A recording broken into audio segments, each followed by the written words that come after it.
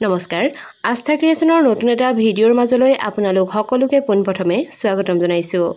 July মাহত গঠন হোৱা পবিত্ৰ লক্ষ্মী নাৰায়ণৰ ৰাজযোগে তৰাৰ দৰে ভাগ্য জিলিকাব এই 5টা ৰাশিৰ। আজিৰ এই ভিডিঅ'টিৰ জৰিয়তে সেই ভাগ্যশালী ৰাশি কেইটানো কোন কেইটা ৰাশি তাৰ বিষয়ে চমুকৈ আপোনালোকৰ লগত আলোচনা কৰিম। আশা কৰিছোঁ আজিৰ এই ভিডিঅ'টিৰ জৰিয়তে আপোনাৰ যথেষ্টখিনি উপকাৰ হ'ব। তেনেহলে অকণমান সময় পলম নকৰি বলক আজিৰ ভিডিঅ'টিৰ মাজলৈ আগবাঢ়ো।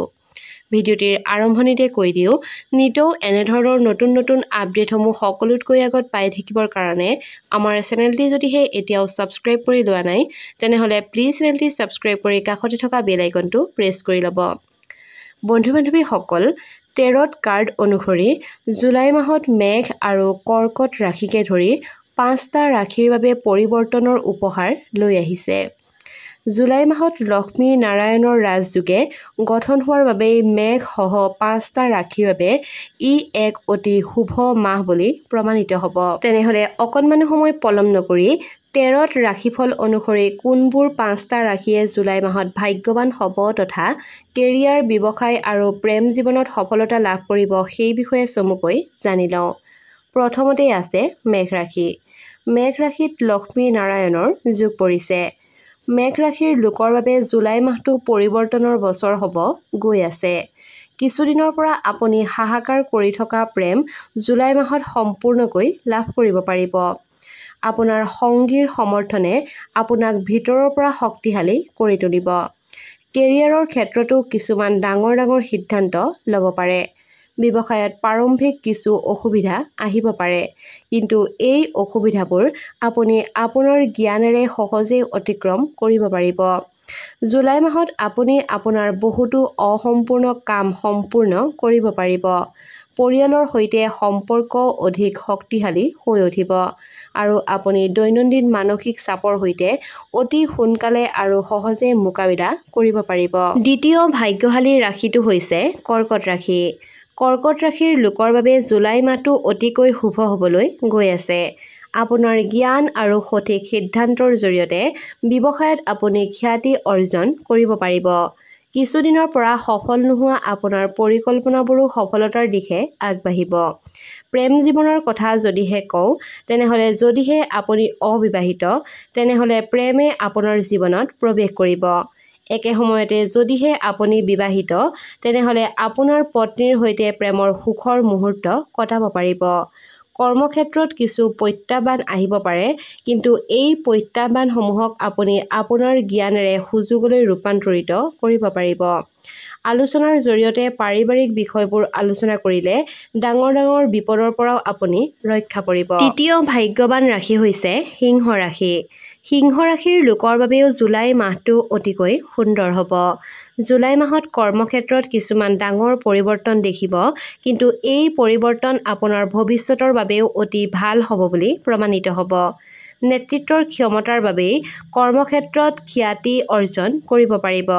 ব্যৱসায়ত কিছু স্থবিৰতা থাকিব পাৰে, কিন্তু আপুনি অতি সোনকালে ভাল বিনিয়োগ কৰি ব্যৱসায়টো পৰিচালনা কৰিব পাৰে। পৰিয়ালৰ কথা যদিহে কওঁ তেনেহলে আপোনাৰ পৰিয়ালে আপোনাৰ লগত বহুতো ভাল সময় কটাব। আপুনি আপোনাৰ পত্নীৰ সৈতে ভ্ৰমণলৈও যাব পাৰে। বন্ধু-বান্ধৱীসকল, ইমানখিনিলৈকে যদিহে ভিডিঅ'টি চাই আছে আৰু ভিডিঅ'টোত এতিয়ালৈকে লাইক কৰা নাই তেনেহলে প্লিজ ভিডিঅ'টোত এটা লাইক কৰাৰ লগতে ভিডিঅ'টো শ্বেয়াৰ কৰি দিবলৈও নাপাহৰিব। চতুৰ্থ ৰাশি হৈছে কন্যা ৰাশি। কিছুদিনৰ পৰা কন্যা ৰাশিৰ লোকৰ জীৱনত অস্থিৰতা চলি আছিল যদিও জুলাই মাহটো কন্যা ৰাশিৰ লোকৰ বাবে অতিকৈ শুভ হ'ব বুলি কোৱা হৈছে।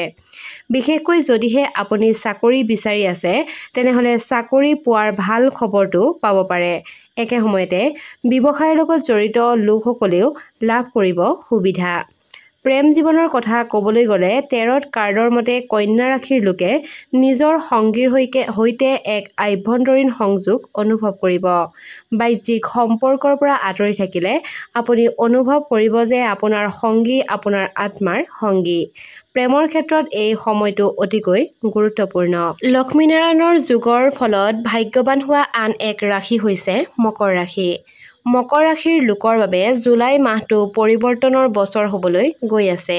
প্ৰথম কথা, যদিহে আপুনি নতুন চাকৰি বিচাৰি আছিল তেনেহ'লে আপোনাৰ সন্ধান সম্পূৰ্ণ হ'ব পাৰে আৰু আপুনিও আপোনাৰ নিজৰ পচন্দৰ চাকৰিটো পাব পাৰে। যদিহে কোনো ব্যৱসায়িক পৰিকল্পনা আপোনাৰ মনত দীৰ্ঘদিন ধৰি চলি আছিল তেনেহ'লে এই ব্যৱসায়িক পৰিকল্পনাটোৱে এই মাহত বাস্তৱৰ ৰূপ ল'ব পাৰে। প্ৰেমৰ ক্ষেত্ৰতো আপুনি বহুত ভাগ্যৱান হ'ব। আপুনি আপোনাৰ সংগীৰ লগত ঘনিষ্ঠ অনুভৱ কৰিব, লগতে আপোনাৰ সংগীৰ সৈতে বহু বিষয় মুকলিকৈ কথা পাতিব পাৰিব। এই মাহত আপুনি বহু গুৰুত্বপূৰ্ণ সিদ্ধান্তও ল'ব পাৰে। বন্ধু-বান্ধৱীসকল, এই 5টাই আছিল লক্ষ্মীনাৰায়ণ যোগৰ ফলত জুলাই মাহত ভাগ্যৱান হোৱা ৰাশিফল। আশা কৰিছোঁ আজিৰ এই ভিডিঅ'টিৰ জৰিয়তে আপোনাৰ যথেষ্টখিনি উপকাৰ হ'ব। যদিহে ভিডিঅ'টি চাই ভাল পালে তেনেহ'লে ভিডিঅ'টোত লাইক আৰু কমেণ্ট কৰাৰ লগতে আপোনাৰ আপোনসকলৰ মাজত অনুগ্ৰহ কৰি ভিডিঅ'টো শ্বেয়াৰ কৰি দিবলৈও নাপাহৰিব। নতুন এটা ভিডিঅ'ৰ জৰিয়তে খুব সোনকালে লগ পোৱাৰ প্ৰতিশ্ৰুতিৰে আজিৰ এই ভিডিঅ'টিৰ পৰা বিদায় লৈছোঁ। ধন্যবাদ।